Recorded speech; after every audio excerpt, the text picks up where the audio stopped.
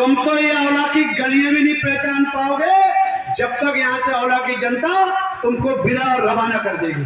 तो ये नेताजी माननीय मुलायम सिंह यादव जी दिल्ली की पार्लियामेंट में खड़े होकर कह रहे थे कि हमारा आशीर्वाद है, हम तो चाहते हैं दोबारा देश का प्रधानमंत्री नरेंद्र मोदी जी बनकर आए। साथियों, जो 250 किलोमीटर दूर के से यहाँ टिकट लेकर हमको ठगने आए हैं। साथियों, पूछना चाहता हूँ कि अगर ये पूछना अपराध है कि तुम डॉक्टर बिना डॉक्टर हुए किसी का ऑपरेशन कैसे कर सकते हो, तो ये अपराध मैंने किया है।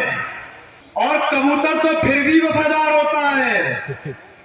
कबूतर तो उड़ने के बाद मालिक के पास अपने ठिये पर लौट आता है, लेकिन राजनीति के लोग बहुत बेवफा होते हैं। जिस तरह से रुचि वीरा जी 5 साल के पलट के नहीं आई, उस तरह से ये भी परदेसी बाबू इधर आपको शक्ल दिखाने नहीं आएंगे। साथियों, अरे हम बूढ़े हो गए, तुमको लड़ाते लड़ाते तुमको शर्म नहीं आती है कि तुम हमारे ऊपर भरोसा कर लो।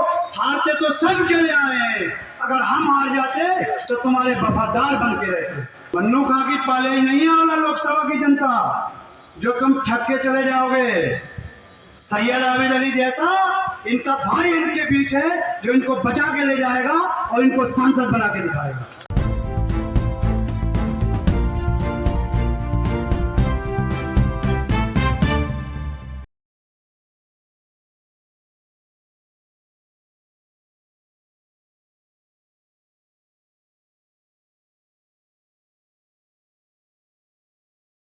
परदेसी बाबू, तुम तो ये औला की गलियां भी नहीं पहचान पाओगे जब तक यहाँ से औला की जनता तुमको विदा और रवाना कर देगी। इसके चुनाव में गठबंधन की प्रत्याशी रुचि वीरा जी आई थी और उन्होंने औला लोकसभा की जनता के साथ खिलवाड़ किया था, अपने पैसे का, अपना रुतबा। कौन है ये? बताओ, कौन? हाथ उठा के बताओ। रुचि वीरा जी के भैया हैं, वो भी परदेसी थी, ये भी परदेसी हैं, वो भी चली गई, ये भी चले जाएंगे। लेकिन हमें और आपको अपने वोट को सुरक्षित रखना है, इन परदेसियों से अपने वोट की हिफाजत करना है, अपने वोट को बचा कर रखना है। साथियों, आप लोग बट गए और बिखर गए तो फिर बीजेपी को जीतने से कोई नहीं रोक सकता। साथियों, क्योंकि ये जो प्रत्याशी आए हैं ये बीजेपी की बी पार्टी के प्रत्याशी हैं और मैं चैलेंज के तौर पे इसको यही साबित करूंगा।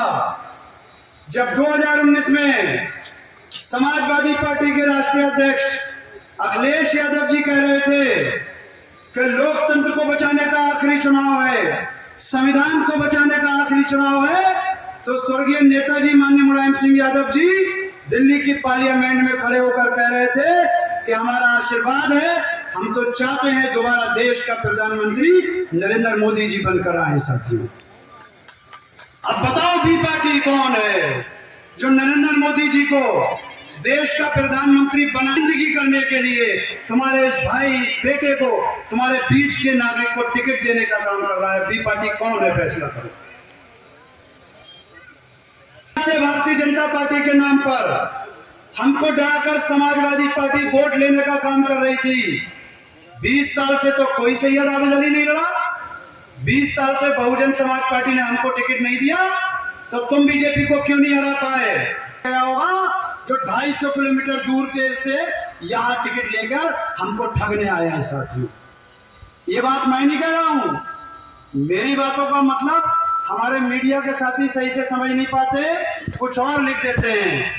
ब्रीफकेस का नाम मुदित ठाकुर साहब ने लिया था। मैंने ये कहा है, उस दिन भी मैंने ये कहा था कि सांसद हो के डॉक्टर, मैंने केवल पूछा था क्योंकि मैंने जब तक जहां तक पढ़ा है मुझको जानकारी है, बिना डॉक्टरी के कोई किसी को एक गोली भी नहीं लिख सकता। वहां तो पूरे के पूरा ऑपरेशन करने की बात चल रही थी। साथियों, मेरा यही सवाल था, मेरी इस बात को तोड़ मरोड़ के मुझको कमजोर करने के लिए, मेरे साथियों में भ्रम फैलाने के लिए ये भारतीय जनता पार्टी के लोग और समाजवादी के प्रत्याशी ने मिलकर मुझको नोटिस भिजवाने का काम किया है। साथियों, बताओ, निर्वाचन आयोग से भी कुछ अधिकारी बैठे हैं। मैं पूछना चाहता हूं कि अगर ये पूछना अपराध है कि तुम डॉक्टर बिना डॉक्टर हुए किसी का ऑपरेशन कैसे कर सकते हो, तो ये अपराध मैंने किया है। परदेसी कबूतर से होशियार रहना, और कबूतर तो फिर भी वफादार होता है। कबूतर तो उड़ने के बाद मालिक के पास अपने ठिये पर लौट आता है। लेकिन ये Bahujan Samaj party B party है, तो समाजवादी पार्टी के बड़े नेता जवाब दें कि 2019 में इस बीजेपी की बी पार्टी के साथ गठबंधन क्यों करा था। हमारे मुस्लिम समाज ने गठबंधन नहीं करा था, हमारे दलित समाज ने गठबंधन नहीं करा था, हमारे यादव समाज ने गठबंधन नहीं करा था। ये गठबंधन अगर करा था तो लखनऊ बैठे चंद लोगों ने गठबंधन करा था। अगर बीएसपी बीजेपी की बी पार्टी है तो तुम भी बीजेपी की बी पार्टी हो, इसीलिए तुमने बी पार्टी से गठबंधन करा था। हम लड़े तो बी पार्टी जब 2019 में हमारा यादव, हमारा दलित, हमारा मुस्लिम लोकसभा के सम्मानित वोटर कूद कूद के मोहर लगा रहे थे, तो कह रहे थे गठबंधन की सरकार आ रही है, गठबंधन की सरकार आ रही थे। 1.25 लाख से हारी थी रुचि वीरा, तब तो सैयद आबिद अली नहीं रहे थे। अरे हम बूढ़े हो गए, तुमको लड़ाते लड़ाते तुमको शर्म नहीं आती है कि तुम हमारे ऊपर भरोसा कर लो, हारते तो सब चले आए हैं, अगर हम हार जाते तो तुम्हारे वफादार बन के रहते। विधानसभा में दोगे न, राज्यसभा में दोगे न, लोकसभा में दोगे। अगर हमारी वफादारी का सिला है कि डॉक्टर एसटी हसन साहब का टिकट काटा है, तो आज तो मैं लोकसभा के चुनाव पे लड़ रहा हूं। मेरे जैसे 80 के 80 लोकसभा पर आबिद पैदा हो जाएंगे, और मैं आपसे वादा करता हूं कि अगर जीत गए तो सांसद, और खुदा ना खास्ते 1% रह गए तो आज तो बहन जी ने टिकट दिया है, कल को वो भैया जी भी पूछकर औला की 5 विधानसभाओं पर टिकट देने का काम करेंगे। साथियों देखो, जिस कौम ने संघर्ष किया है, जिस कौम ने यूनिटी दिखाई है, जिस कौम ने ताकत दिखाई है, उनकी अपनी नुमाइंदगी चली है। हमारा ठाकुर समाज में मोदित भाई बैठे हैं, जिला पंचायत हैं, लेकिन कई बार जब ठाकुर समाज इकट्ठा हुआ तो कई बार यहाँ ठाकुर समाज के सांसद रहे। हमारे ब्राह्मण समाज के लोग भी यहाँ बैठे हैं। औला बिथरी में जब जब ब्राह्मण समाज इकट्ठा होता है तो ब्राह्मण ही विधायक बनता है। मौर्य समाज ने अपनी ताकत दिखाने की बात कही तो मौर्यों को बिथरी पे भी मौका मिलता है, औला को भी मौका मिलता है। एक तुम हो, 5.5 लाख संख्या है तुम्हारी, 1 नंबर की परसेंटेज, और दूसरे नंबर की दलित समाज, बाकी तीसरे चौथे 5 में छठे के पता नहीं क्या क्या नंबर के हैं। कोई विधायक बन रहा है, कोई सांसद बन रहा है, तुम आज तक वोटर के वोटर बने बैठे हो।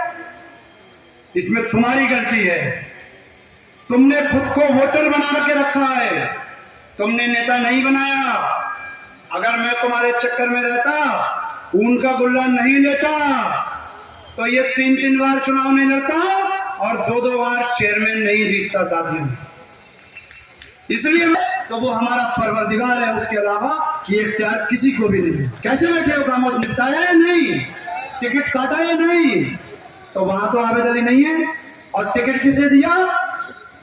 उन्हीं रुचि वीरा जी को जो फुर से औला से उड़ गई थी। साथियों राजनीतिक परदेसी लोग बेवफा होते हैं, तोते की खसलत के होते हैं, तोते की। कबूतर जाके मालिक की छत पर आ जाता है, लेकिन जब तोता जाता है तो मालिक से 3 बार कहता है ले मैं चला, ले मैं चला। आज ऐसे ही कैंडिडेट हैं साथियों, ले जाएंगे और दोबारा लौटकर इधर कभी नहीं आएंगे। साथी आधा हमारा यादव समाज बीजेपी में जा रहा है, आधा हमारा यादव समाज हमारे साथ बैठा है। हमारे साथ है नहीं है यादव समाज। देखो सुनील यादव सभासद है, हमारे नगर पालिका की शान है। देखो ये बबलू यादव, ये देखो जब ये नीरज मोदी जी यहाँ से चुनाव हार के जाएंगे